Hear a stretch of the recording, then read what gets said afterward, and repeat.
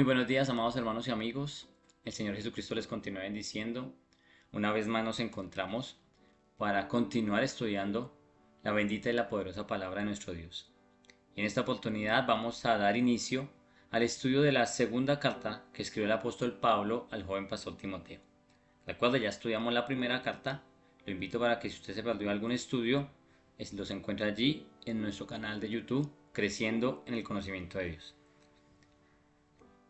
Sin más preámbulo, vamos a empezar a desarrollar esta carta. Entonces, lo primero que tenemos que saber es que, al igual que la primera carta a Timoteo, esta segunda carta se conoce como una carta pastoral.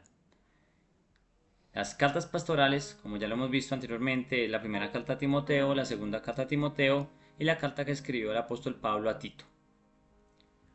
Vamos a mirar la fecha y el lugar en que se escribieron esta segunda carta. Esta segunda carta se escribió aproximadamente entre los años 66 o 67 después de Cristo. Esta carta, a diferencia de la primera carta que no se sabía exactamente el lugar desde donde se escribió, esta carta fue escrita desde el cautiverio, en el segundo cautiverio del apóstol Pablo. Él estuvo 2 veces encerrado en la cárcel y en esta segunda oportunidad desde allí escribe esta segunda carta. Y esto lo podemos mirar allí mismo en el versículo número 8 del capítulo 1 de esta carta, que dice lo siguiente. Leámoslo juntos. Dice: Por tanto, no te avergüences de dar testimonio de nuestro Señor, ni de mí, preso suyo, sino participa de las aflicciones por el Evangelio según el poder de Dios. Aquí Pablo le está diciendo a Timoteo que él está preso, estaba en la cárcel. Dicen los estudiosos que esta fue la última carta que escribió el apóstol Pablo, porque después de escribir esta carta ya no se volvió a tener mayor información de cartas del apóstol Pablo. Además, la misma segunda carta que vamos a estudiar en el capítulo 4, en el versículo 6, dice lo siguiente, leámoslo juntos. Dice: Porque yo, está hablando Pablo, porque yo ya estoy para ser sacrificado, y el tiempo de mi partida está cercano. Ya Pablo sabía que después de esta carta su tiempo había llegado. Continuemos. Vamos a leer entonces los versículos 1 y 2. Y dice la palabra del Señor así: Pablo, apóstol de Jesucristo por la voluntad de Dios, según la promesa de la vida que es en Cristo Jesús, a Timoteo, amado Hijo, gracia, misericordia y paz de Dios Padre y de Jesucristo nuestro Señor.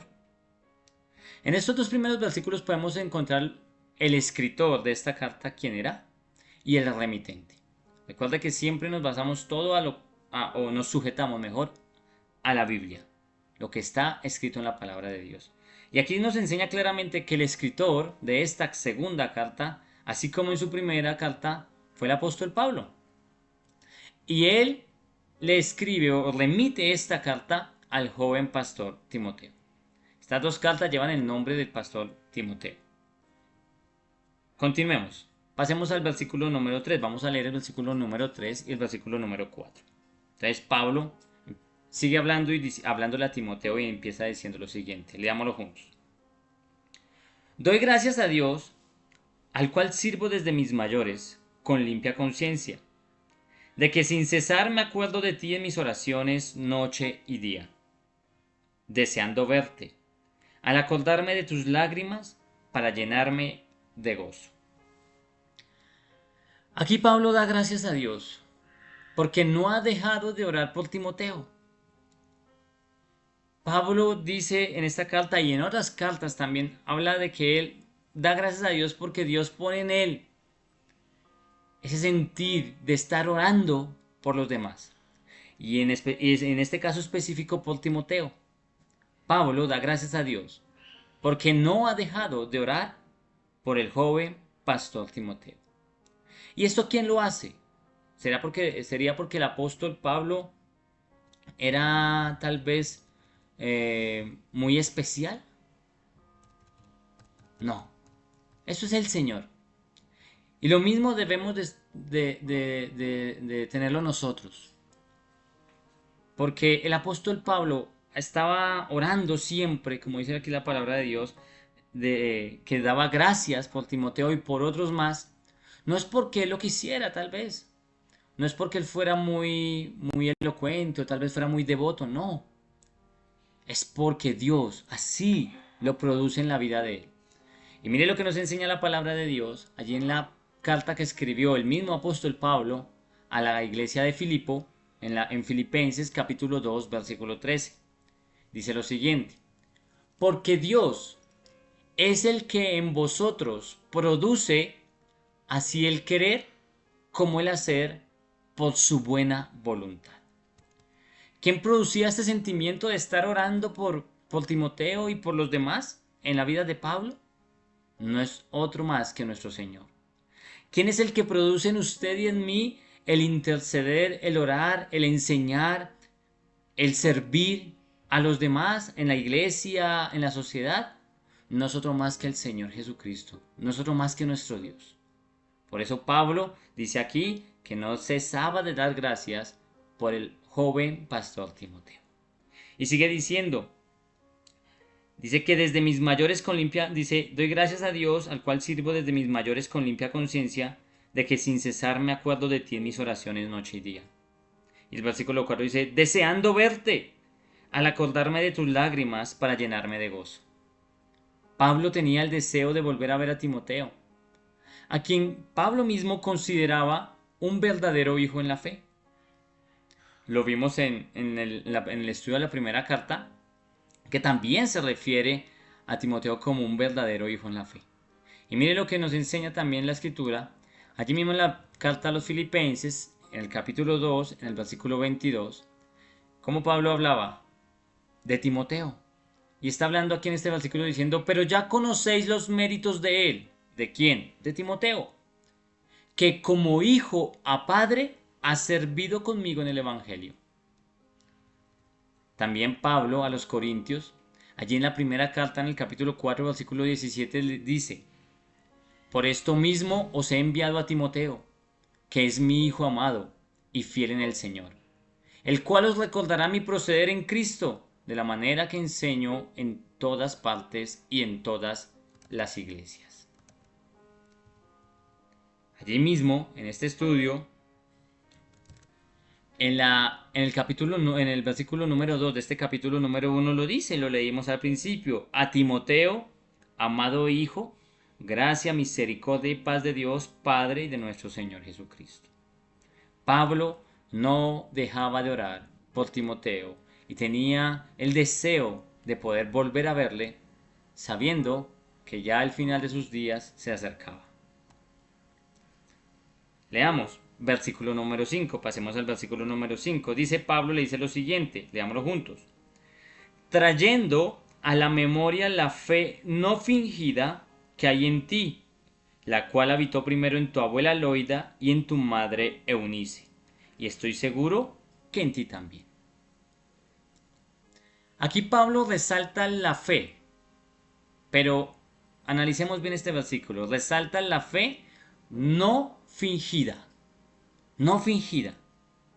Esa palabra, la fe, o esa frase mejor, la fe no fingida, hace referencia a la fe sincera que tenía el joven pastor Timoteo.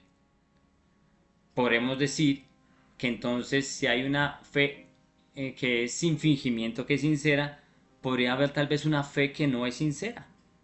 Pero Pablo resalta aquí en el joven pastor Timoteo la fe sincera que él tiene, o que tenía el joven pastor Timoteo. Pero para entender un poco mejor este tema, miremos a la luz de la escritura, o recordemos mejor, qué nos enseña la Biblia sobre la fe. Y miremos la descripción bíblica de lo que es fe. Hebreos capítulo 11, versículo 1 dice, es pues la fe, la certeza de lo que se espera, la convicción de lo que no se ve. Una versión un poco más clara, la nueva traducción viviente de este mismo versículo, dice lo siguiente. La fe demuestra la realidad de lo que esperamos. Es la evidencia de las cosas que no podemos Entonces, teniendo claro lo que es la fe, Pablo le está diciendo a Timoteo, resalta la fe no fingida que él tiene, esa verdadera fe, esa fe sincera. Esta palabra, la palabra fingida, proviene de una palabra griega que, como usted lo lee conmigo, es la palabra anupokritos. Anupokritos. Esta misma palabra que traduce sincero, que traduce sin fingimiento, esta palabra es la que se usa también en la carta que escribió el apóstol Pablo a los romanos, en el capítulo 12, en el versículo 9. Y mire lo que nos enseña. Pablo, hablando a los romanos, les dice lo siguiente: el amor sea sin fingimiento. Aborrecer lo malo, seguir lo bueno. Que el amor sea sincero, que no sea fingido, que haya sincero amor allí, dice Pablo a los romanos. Y esa palabra en la versión Dios habla hoy, en ese mismo versículo, en el capítulo 12 de Romanos, en el versículo 9, nos enseña, y mire cómo lo dice. Romanos capítulo 12, versículo 9, en la versión Dios habla hoy, dice: ámense sinceramente unos a otros, aborrezcan lo malo y apéguense a lo bueno. A eso se hace referencia, Pablo le hace referencia a Timoteo cuando le dice que, o resalta mejor, la fe sincera, la fe no fingida que tiene Timoteo. Pero sigamos mirando este versículo, el versículo número 5, dice: trayendo a la memoria la fe no fingida que hay en ti, la cual habitó primero en tu abuela Loida y en tu madre Eunice, y estoy seguro que en ti también. Pablo hace una declaración bien importante. Y Pablo nombra a la abuela y a la madre de Timoteo. ¿Cómo se llamaban? La abuela Loida y la madre de Timoteo, Eunice. Miremos donde se habla de la madre de Timoteo en el libro de los Hechos, en el capítulo 16, versículo 1. Dice la Biblia así: después llegó a Derbe, está hablando de Pablo y Silas, y a Listra, y he aquí había allí cierto discípulo llamado Timoteo, hijo de una mujer judía creyente, pero de padre griego. La madre Eunice de Timoteo era una mujer judía creyente. Habían judíos que no creían en Cristo, pero ella era una mujer creyente en el Señor Jesucristo. Pablo las nombra, las resalta, y el Señor permitió que estas dos mujeres quedaran escritas para que todos nosotros conociéramos cómo se llamaba la abuela de Timoteo y la madre de Timoteo. Entonces, Loida y Eunice. Ellas dos fueron las encargadas, según lo que nos dice Pablo, fueron las encargadas de transmitir la fe, la que Pablo resalta al principio del versículo, la fe sincera, la fe sin fingimiento, la fe no fingida, fueron las encargadas de transmitir esta fe al joven pastor Timoteo. Para la cultura judía, y más en ese tiempo, no sé si ahorita pase lo mismo, desconozco, pero en el tiempo que se escribió estas cartas, o en los primeros tiempos de la iglesia, mejor, allí en la cultura judía, los padres, los hombres padres, transmitían el conocimiento a sus hijos. Ellos eran los encargados de transmitirles el conocimiento, de enseñarles la palabra, de darles el conocimiento a sus hijos. Y las madres eran las encargadas de transmitirles la fe a sus hijos.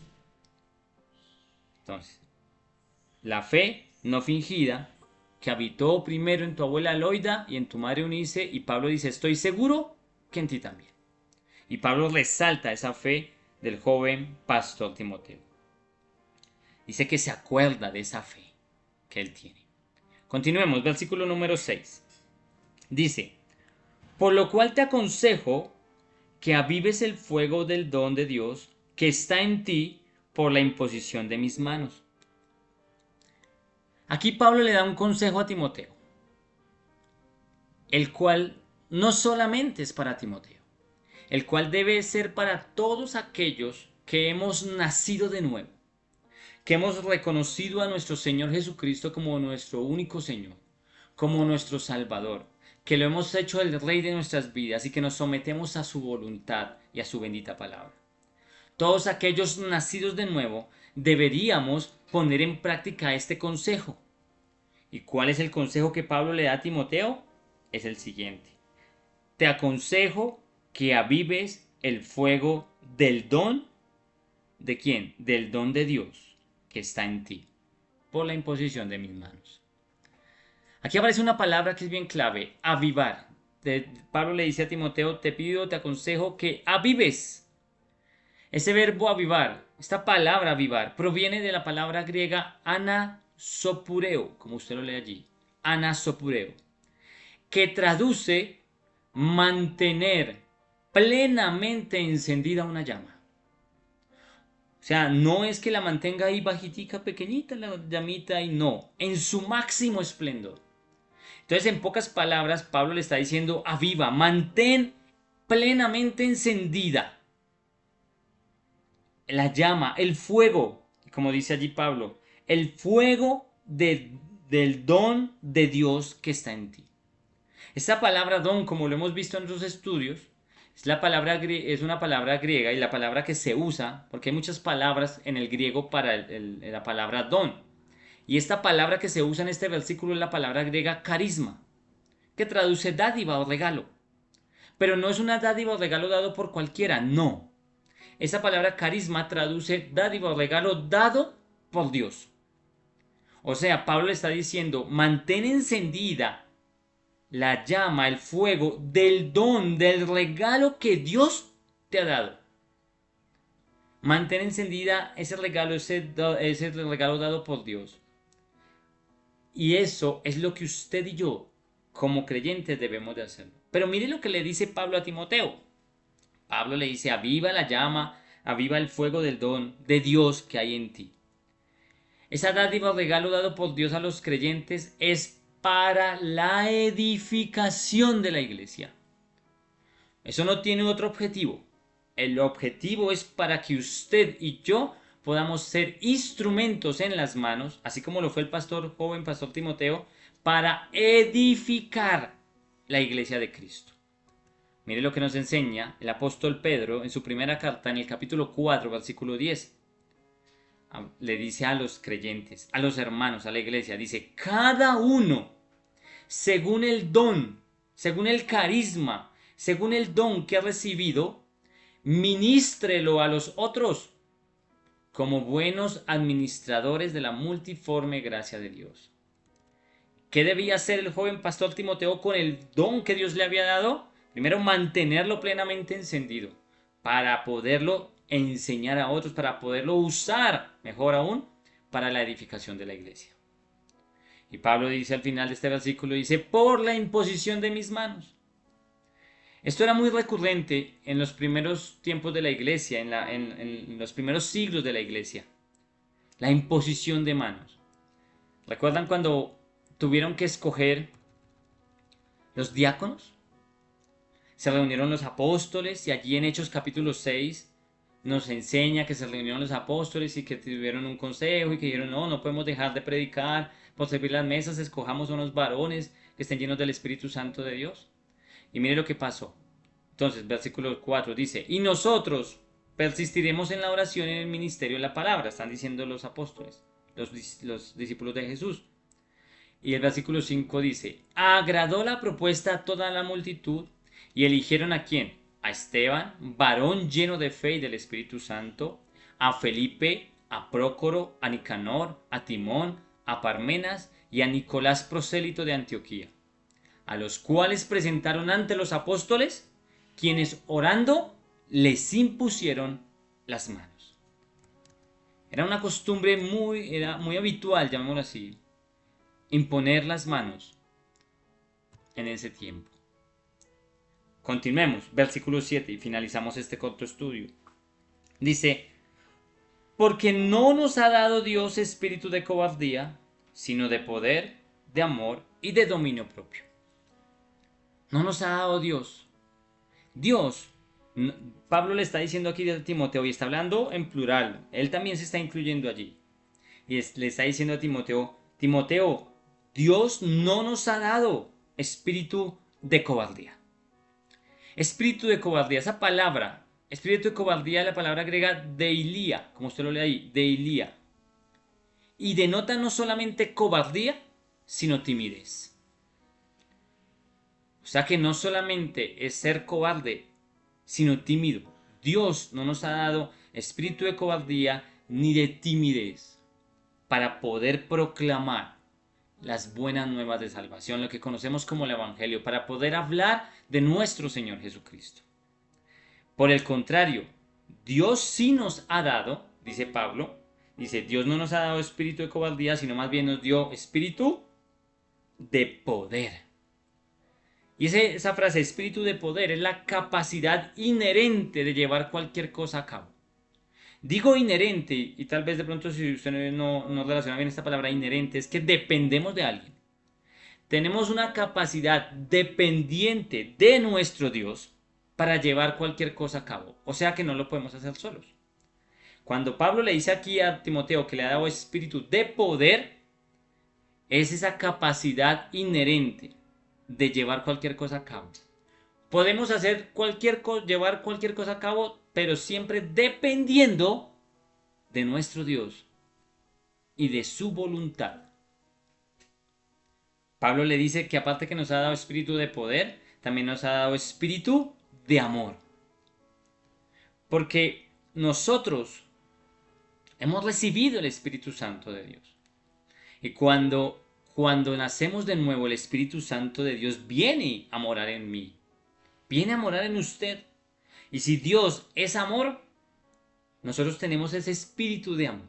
Mire lo que nos dice la primera carta de Juan en el capítulo 4, en el versículo 8.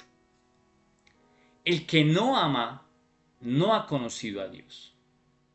¿Por qué? Porque Dios es amor. Dios es amor. ¿Qué más le dice Pablo aquí a Timoteo en ese versículo número 7? Le dice que aparte que nos dio espíritu de poder, espíritu de amor, también nos dio espíritu de dominio propio. Y esta frase, dominio propio o espíritu de dominio propio, se resume en esta palabra griega, sofronismos. Y es el llamamiento, esta palabra sofronismos, es el llamamiento a una mente sana. El llamamiento a tener una mente sana. El llamamiento a tener cordura con lo que hacemos. Quiero leerles la nueva traducción viviente en este versículo número 7. Y finalizamos con esto. Vamos a leer dos versiones. Una traducción viviente y Dios habla hoy. Dice, una traducción viviente, léalo conmigo. Pues Dios no nos ha dado un espíritu de temor ni timidez, sino de poder, amor y autodisciplina. Dios no nos dio espíritu de temor y timidez, sino de poder, amor y autodisciplina. Y la versión Dios habla hoy dice, pues Dios no nos ha dado un espíritu de temor, sino un espíritu de poder, de amor y de buen juicio. Amado hermano y amigo, damos por finalizada este primer estudio de la segunda carta a Timoteo, nuestro capítulo número 1, versículos 1 al 7. Recuerde, si este estudio ha sido de edificación para su vida, por favor compártalo. Compártalo con sus amigos, con sus vecinos, con sus hermanos en Cristo, sin importar la denominación, compártalos. Nosotros compartimos y el Señor hace la obra. Lo invito nuevamente para que se suscriba a nuestro canal, Creciendo en el Conocimiento de Dios. Toca allí la campanita. Recuerde que estamos subiendo materiales los jueves y los sábados. Jueves y sábados después de la medianoche, si usted está suscrito en nuestro canal, va a aparecerle allí la notificación en su canal de YouTube. En su correo le va a aparecer allí la notificación. Usted se dirige a ese enlace y allí encontrará el estudio correspondiente del día. No me queda más sino decirle muchas gracias. Gracias por permitirnos entrar en la comodidad de su hogar, en la intimidad de su hogar.